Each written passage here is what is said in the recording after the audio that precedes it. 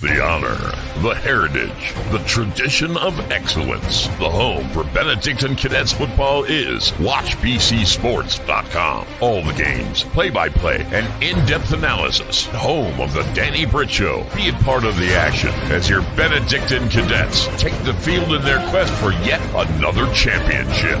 On the official home of the Cadets, WatchBCSports.com. And look for us on Facebook and Instagram at WatchBC Sports.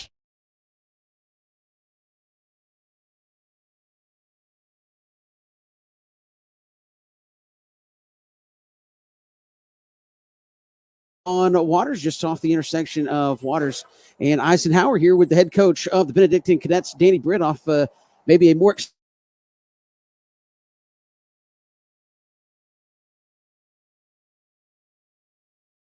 win. You made a defensive stop at the end of the game when you needed it, right there as well. So, in retrospect, won the game. What'd you see when you looked at the tape? Yeah, we did some really, really good things, came out in the first half and came out strong, which we've been struggling with that, starting strong. We started strong and came out and really took care of the first half.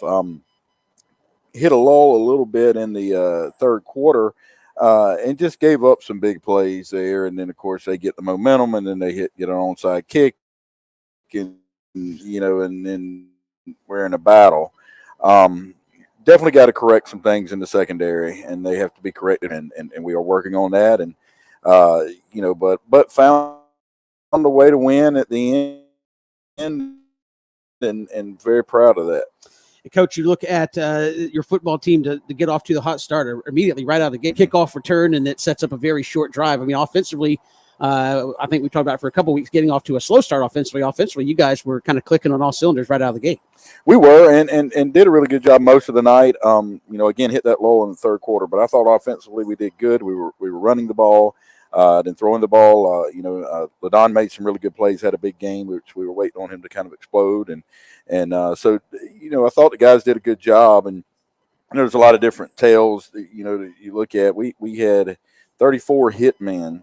If what I was assigned on Monday, and what that means, we were playing physical. Jacoby Ward had 8, pancakes, I guess you could call it, blocks. So, did some really, really good things. Again, we've got some things we've got to clear up, but the offense was moving the ball well.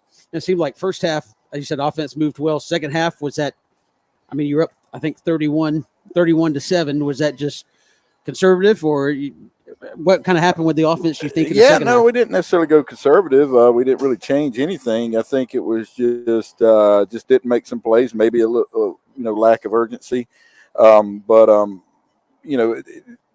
ended up, of course, being forced to really having to make some plays and doing it late. Look at defensively, played really well in the first half and made plays when they needed to. And it seems like, Coach, defensively, where you've been hurt the most this year is just big plays. If a team has to drive 9, 10, 11, 12 plays on you, they haven't been able to do that, but you've been susceptible, at least the last 3 or 4 weeks, potentially, to big plays. I think in the fourth it was 45, a 50, and I think maybe a 60-plus yard touchdown that got given up. What has it been about just the big plays, just simple breakdowns, or what are you seeing on tape? I think it is some simple breakdowns, some, individuals not making plays. The one screen pass that went for 70-plus, we've just got to get off the field on third down. You got to anticipate that happening. And not only to get the first down, he got a touchdown out of it. And then, in the secondary, again, we just either lack of focus or just not making the plays. And again, we're working on some different people there, some different, structures. Coach Houston, I felt like had them schemed up really well. For the most part, defensively, we were shutting them down until they just threw some balls behind us, and we just cannot let that happen. I know, give them credit. They're a good football team. So second week in a row, you say that, hey, good football team's not going to go away. But right. 31-7, I know at the end of the game, you're like, we just can't allow that to evaporate like that. Because it was 31-7 to start the fourth quarter. Just can't let that evaporate like that. Yeah, we can't. That was definitely too much, and it's unacceptable. And we talked about that. I know that I felt like we made strides that week last week, and how we practice and how we're doing things. But we've got to continue working toward that to be able to have success. One of the guys in the secondary I thought had a good game for you, Mekhi Williams. We named him our player of the game, but he made the deflection there at the end, had also came up in run support. I know when you talk about your safety making tackles in the run game, maybe not what you want, but I thought he played a pretty solid game. He did. Mekhi had a good game. He was our ball hawk last week. I think he had 12 tackles, and he did let one get behind him as a high safety, which he just can't do. But everything else he played well. In a lot of we did want him making tackles because he was a strong safety and playing up in the box a good bit because of what they were doing. So, he's a very physical guy, and we want him to continue to be that. You look now in region play, you had two big games. Now you get Southeast Bullock, who's obviously a solid team, maybe not on the level of what you've just seen. How you feel you guys have responded last couple of weeks, or is that still kind of up in the air? You kind of wait and see Friday night. Yeah, we'll see. We're still growing. Like I said, I felt like we responded well after New Hampstead game, and we came together. I got with the seniors. We all met. We talked. The practices, I feel like the attitude has been really good since then. I feel like we're doing doing good things. But we still got to continue to work. So we'll see. If we can go out and just play really well for 4 quarters and finish a game the way we need to finish it, I'd feel a lot better. I was going to say that the last couple of weeks kind of helped drive the home. You mentioned on the show last week, it's hard to just go out and keep winning. Right. I know you don't have a 40-game win streak. You lost a few last year, but you have won back-to-back championships. A lot of people are expecting. Have you seen that on this team where it's like, they know it's like everybody expects us not just to win, but come out and just beat the brakes off people, I guess. Yeah, definitely that's a factor. And we actually talked about it. Like I said, 2 weeks ago, I got with the seniors and we sat down and we talked and really just had great discussion. And that was part of it. They said, we've won so much since we've been here. And you got to realize they're 17 and 18 years right. old, and this is their 4th year. And we just won. So they're just used to winning and winning championships and think it's going to happen. And then, people are expecting us just to go out and just beat people up. We went into Burke County, who was, I think, ranked 5th in the state. Coach Stevens does a great job with them. And they're in their $53 million football facility, by the way. Yeah. $53 million football facility. So it's not like these other people aren't getting paid to coach. Right, kids aren't, getting the resources they need. They're getting everything. They're a good football team too. And I like to relate it a lot like what, University of Georgia is going through. Every time, they don't win by as much as what everybody wants. And Coach Smart keeps getting up here going, guys, we're playing good football teams and we're winning. So, we want to work on some things, but we got to be proud of that too. I think that's one of those things that's, I think, tough where it's, at the end of the day, I'm sure, everybody's wants to win, but it's like you don't win by enough. We're getting the job done. It may not look the way we want it to, but as we've talked about a lot, your guys give them a lot of credit that maybe hasn't been as crisp all the time, but I think it shows kind of the qualities of your program that they have found a way when a play needs to be made, they've made it. I know that's a dangerous way to live sometimes, but when a play needs to be made, you guys have been able to step up and make one. Definitely. And again, that's not what we want. I certainly didn't want. I was so happy when we came out in the way we did last Friday because that's been an issue. And so we fixed that. And then, we just gave up some big plays late in the game that put the other team back in the game. We don't want to do that. We've got to fix that. But it wasn't a character issue that was making that happen. Right. It's just, maybe some ability stuff that we have going on. And we've got to find out how we need to fix that. I thought you got some guys on defense. Wilkes didn't play very much again on Friday. You were missing Maxwell again out at corner. Right. And you had to play some guys both ways, but you also got some guys in that are starting to get a few more reps for you. I noticed on defense, kind of in regular rotation as well. Yeah, definitely. Wilkes went out again with an ankle injury and should be fine this week. We kind of held him out. He's been doing therapy, and then as the week went on, got him more and more reps. So but Trammell came in and did a good job with him. Trammell moved from safety to linebacker. I wish I'd moved him years ago. Didn't know he's going to be as big as he is, but he did a good job. He's a very physical guy who can move well for that inside linebacker spot. Jeremiah Thomas was back, thankfully, so we had him in the middle. But with Zach out, Rayshawn was trying to go both ways, which was hard. And then we got Caden Johnson in some as well, and so yeah. I mean, in the secondary, we got some things that we got to continue to work on, but we are building some depth and letting more things happen. And how much of that is week by week, kind of who plays at this point? Because I know you said secondary, we're trying to find that right mix. How much of that is just week by week, or maybe even series by series for you right now? I mean, it is. We're trying, some other guys there that have worked there, but not necessarily played there a lot, as a varsity player. We're going to look at them, and then, there's always a possibility of Luke Cromanhawk has been taking reps on the defensive side, and there's always a possibility of getting him back there. Not something you necessarily want to have to do. Is obviously that when people hear you say that, they might say, "Really? Is that what?" But I know, he's a player. I understand that he's a really good player, and he wants to win. We want to win, so we're going to do what it takes to win. Now, no, I do not want him, taking any more hits than he has to. But if that's what we have to do, we'll do it. We are live at BowTie Barbecue on this Thursday afternoon after a big win over Burt County. We'll come back. We'll look ahead to Southeast Bullock when we come back right here from BowTie Barbecue. It's the Danny Britt Show. BowTie Barbecue has always been a work of passion. It takes time, skill, and a blend of perfect temperature, wood, smoke, and meats. We just took it up a notch. Taste the passion. BowTie Barbecue, 6724 Waters Avenue, Savannah.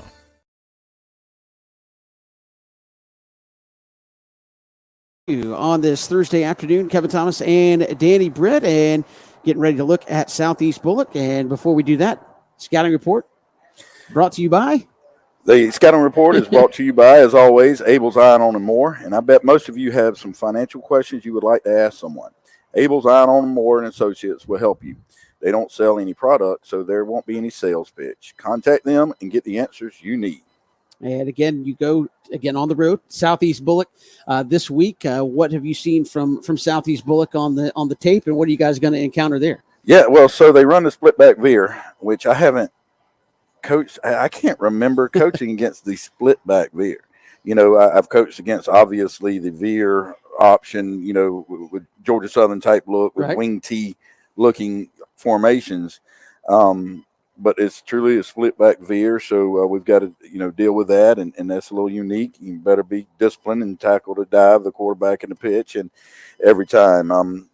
Quarterback number 18, he's a senior, very athletic, quick kid, tough kid, who's doing a really good job of running it. Nelson, I believe, is his last name, and can throw it. He can throw it vertically, and again, it's a tough kid that does it well. They have good size on the line. Two backs. One's more of a bruiser back, number 31, and number 7's probably more of their scat back that can catch the ball out of the backfield and do different things. And then a number of guys that, can challenge us vertically. So defensively, it's going to be a challenge for sure. And what we're doing is it's different. So we're just going to have to be ready to play that different type of football. I talk about this every week, but I feel like for as much as everybody in high school football wants to do the same thing, Coach, you have seen a little bit of everything. You had some single wing run on you at Westminster. We've seen the straight shotgun spread. You've seen wing T with Franklin Stevens last week. You're going to go veer this. You're kind of getting football 101 all over again here. I've said for years that I feel like high school coaches really schematically are better, the best coaches in the country, because for the most part, college and NFL, they all run the same thing. Right. They're running, zone and just, spread, just basically the same thing, different looks. In high school, you better be ready to defend everything, and you better, know how to, the true veer option, the wing T spread, I, power I, straight T, whatever it is, Notre Dame box. because you're going to see it at some point. And so yeah, we've been seeing that and working on it. And Coach Houston is doing a great job with his defensive staff of continuing to get the guys ready. Now, defensively, what do you expect to see? When you're playing them offensively, what do you expect to see up front? Because I know you hear option or veer, you might think, hey, these guys are going to try to get us on the ground. I know that's kind of become passe in football in terms of schemes and stuff. But is that one of their kind of tendencies? Hey, we're going to try to get those front 4 or 5 guys on the ground so we can get to the next level. No, they don't. Like Marist, if you remember Marist from a couple of years ago, they were firing out extremely low, and yeah, they were trying to chop you down. And Southeast Bullet's not doing that. They're a little bigger than Marist was, and they're more of traditional. They're waist up type blocking. So we'll have to be prepared for that. And then and they are 74% run, and but they really do a good job of the play action passes off of it. And when I played at Georgia Southern, I remember we'd throw 6 times a game, but they'd be 2 or 3 touchdowns because you get sucked up, and then boom, they hit you deep. So we got to just really not allow that to happen. It puts a lot of onus, I imagine, on your quarters to not worry about what's happening in front of them and stay with their guy. Yeah, they gotta play. The secondary, all 4 secondary guys got to play whatever their assignment is, and sometimes that is going to be, getting to that pitch, and that's what they got to do. But also a lot of times it's going to be, playing a man, whether it's thirds or halves or whatever we're called. All right, on the other side, when you guys are on the field, what is Southeast Bullet going to try to throw at you? Yeah, they run a 4-4 basically. That they'll be in a 4-4 look most. Every time, I think when we go spread, they'll be in more of a 4-3 look, which is obviously they're bumping a guy out to split the 2 and 3 box. But run a lot of cover 3. All right, so if they're going to do that against us, hopefully we got some things we can hurt them with, and then they'll run quarters, true quarters. I think on the scout report we were calling it 4, but it's not what I call 4. It's true quarters a lot. So just deep quarters, and so they're a good football team. They play hard. Again, have some good size on the defensive line for sure. And some guys that can run. So it's going to be a challenge.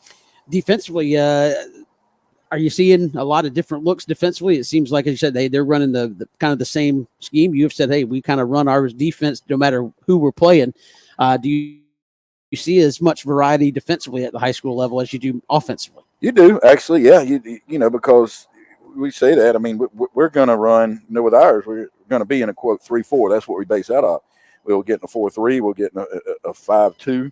5-3. Sometimes, if it's according to what they do, right. And most defenses will do that. They'll adjust to whatever you're doing offensively, and so yeah, you see a lot of different looks. Not probably as much in the secondary. A lot of people struggle coaching that and kids understanding, in the secondary how to play a lot of different looks. But yeah, you see a good bit, and coaches are doing a really good job.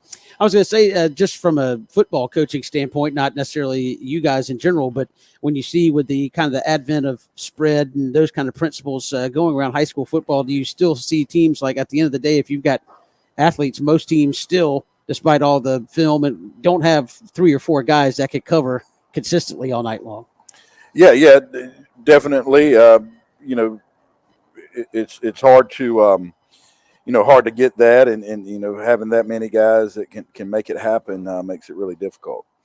Kicking game, what does Southeast Bullock do? Do they have a weapon at kicker, or is this one where once they get down there, it's go for 2? No, sir. They do have a weapon, and number 19 is a extremely good punter, averaging 43 yards a punt. Does a great job with that. They do a very good job of protecting him, so he can get it off. So that's going to be a weapon, and he's a good kicker as well.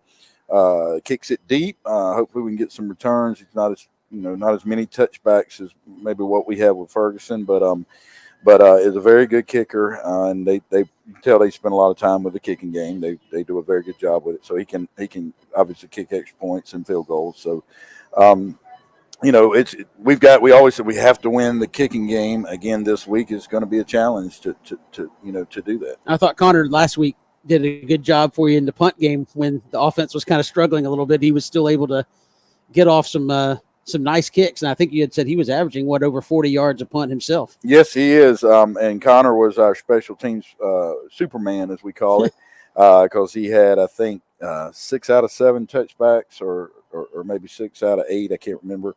Touchbacks. He averaged over 40 yards a punt, and that included a kill punt. A short punt where we downed it inside the 10. Actually scored a touchdown, but we'll let that go if you, as that was indeed a fumble. Yeah. But then really, and I also gave the award to Cole Walker, the snapper, because those 2 punts down in our end zone, and we work on this where we had to tighten up. It was a perfect snap, great punts, get it out of there, which was a great job under that kind of pressure. So that was huge that we were able to do. I was just saying that's something you haven't had to do. I can't remember all year you guys having to punt from out of your own end zone, and y'all had to do that a couple of times. Yeah, we haven't, and we work on it. We work on it every week, certainly every Thursday. We work on the whole, all the scenarios, and we did it there, and nobody blinked, and everybody did a great job with it. So and that was huge. We were able to, in that moment, able to win that game because of that. And I've said this kind of a lot to you, but I'm interested to get your thoughts. Where we say good teams just make a play, and it seems like because they've won so much and played so many games, I never really see your team get flustered or panic. Sometimes you can watch a team play and you can kind of see body language on the field, and you say, okay, they're starting to get frustrated that this isn't happening or this isn't happening. Your team, I've not seen them really panic at all here in 2023. Even when things aren't going great, it's like, okay, now it's just our time to go make a play, and there doesn't seem to be a lot of finger pointing, a lot of panic. It's just we know we're going to make a play here eventually. No, and I've complimented on that. I tell them, hey, that I see that. I may be losing my mind and yelling and screaming, but they don't seem to do that. It could be from just a lot of these guys have played so much, and heck, I don't know. Maybe they don't really remember what it was like to lose. I don't know, but they are. You're right. They seem to be sticking together. I tell you, last week, because there wasn't as much as that, not so much in the games. It's sometimes at practice and stuff. 2 weeks ago, there was a little bit of infighting, and after we all sat down and talked, and the seniors kind of come to Jesus moment, there wasn't any of that, and they seemed to be just really, hey guys, we're okay. We're going to make this happen. And I turned around, and as things, hair was on fire and things were kind of falling apart, and I just heard numerous guys say, hey, we're okay. We're going to make this. Let's go. Let's do this. So. That's good to have. Yeah, good quality to have from your team. And coming down the stretch, you got 3 regular season games. So obviously, goal number 1 is to win the region, and you have a couple more games to go to be able to do that, and certainly 2 more big road games this week in Wayne County. And how do you feel your team is progressing? I know it's been interesting last couple of weeks, but I know you want to gear up kind of towards the end of the season. Do you feel like week, what was it, 6 last week, you were playing better than you were week 1? We have been, and we are definitely getting better. You got to realize most other teams are getting better as well.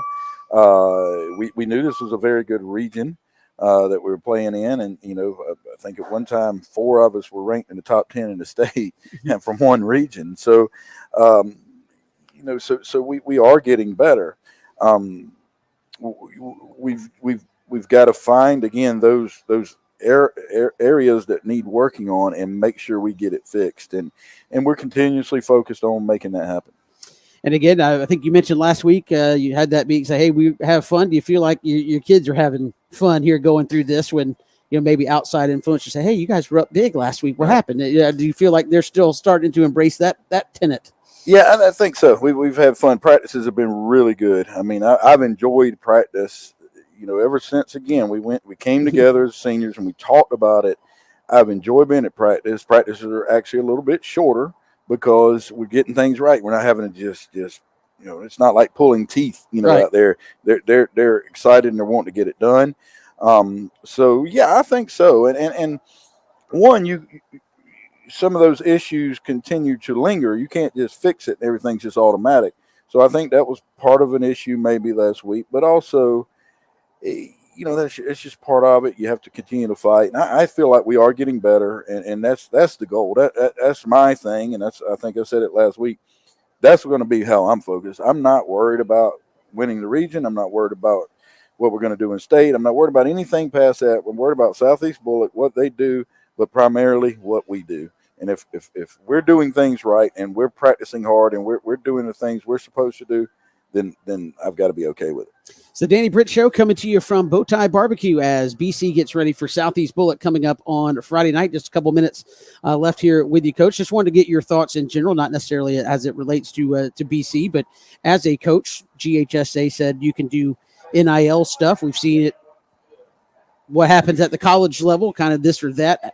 Just broad picture, how do you think that affects high school football now that that's coming into play? I don't think it'll affect high school as much as it does college. I think it's going to be, smaller, more controllable. Now, will it be an issue when all of a sudden you've got this superstar who's making more than all of the high school coaches, and he has an attitude because he's like, hey, I make more than you. I'm 17 years old. Yeah, that could be an issue.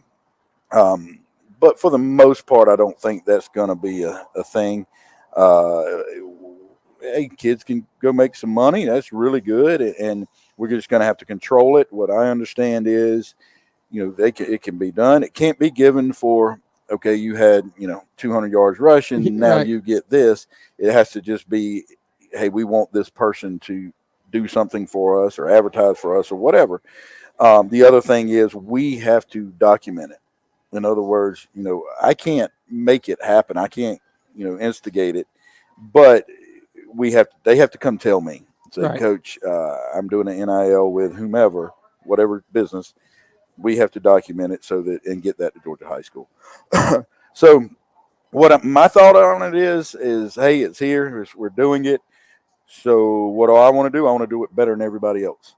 If we have it, I want to do it better than everybody else, and we have the community at Benedictine to make that happen. So that's what we're going to do. We're going to be the best NIL high school program in the area, hopefully the state, and then eventually maybe the country. And who would have thought when you got started you'd be talking about that at some point, right? I never would have thought that would be a factor, but yeah, I mean, that's where we're at. Yeah, and again, a lot still to be determined with GHSA and regions and all that. We'll get into that another time, but did want to get your thoughts just kind of overarching on that now that was voted in and coming into play here in high school sports. We are live here at BowTie Barbecue. If you missed any portion of the show, you can watch it again on watchbcsports.com or go to our YouTube channel, like and subscribe, and you'll get that notification anytime we go live or go back and watch it at your pleasure. Appreciate BowTie Barbecue again for having us. We'll have Benedictine and Southeast Bullock coming up tomorrow, and we'll have the game coverage for you at 7:30 there from Brooklet. So for Coach Danny Britt, I'm Kevin Thomas. Have a great afternoon, and we'll see you next time here on WatchBCSports.com.